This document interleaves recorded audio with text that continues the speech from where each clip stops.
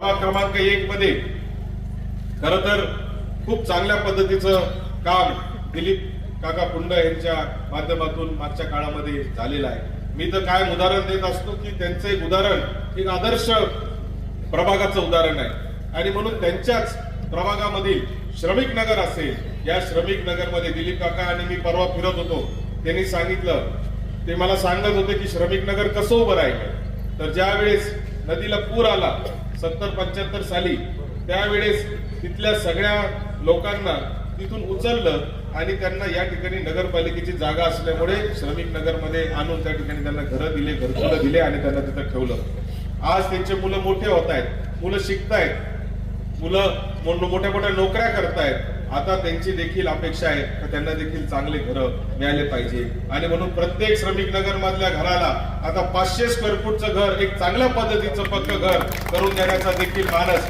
दिलीप काकांनी मला सांगितलं। आपल्याला एकच काम सत्तेची या पुढच्या काळामध्ये करायचंय, त्या श्रमिक नगर मधल्या प्रत्येक माणसाला एक चांगलं उत्तम घर आणि त्याच्या तिथं मुलांना खेळायला गार्डन असेल, तिथं मंदिरं आहे, तिथं धार्मिक स्थळं आहेत, त्या धार्मिक स्थळांची व्यवस्था असेल, अशा पद्धतीची व्यवस्था करायची।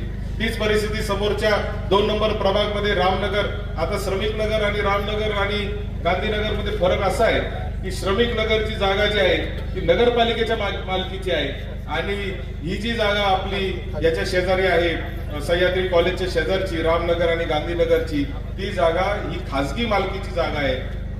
त्यामुळे खासगी मालकाच्या जागेमध्ये आपण कशा पद्धतीने त्यांना स्वतःच्या हक्काचं घर देऊ शकतो हे देखील आम्हाला काम करायचंय। खरं तर त्या भागामध्ये त्या लोकांनी अनेक वर्ष, पिढ्यानपिढ्या मुलांचे जन्म तिथं झालेले आहेत, त्यांना आपण पिण्याच्या पाण्याची व्यवस्था केली, रस्त्याची केली, परंतु खासगी जागा असल्यामुळे आपल्याला प्रत्येक गोष्टीमध्ये मर्यादा येतात। परंतु येणाऱ्या काळामध्ये तिथल्या लोकांना देखील हक्काचे घरं देण्याचं काम निश्चितपणाने आपण सगळेजण मिळून करणार आहे।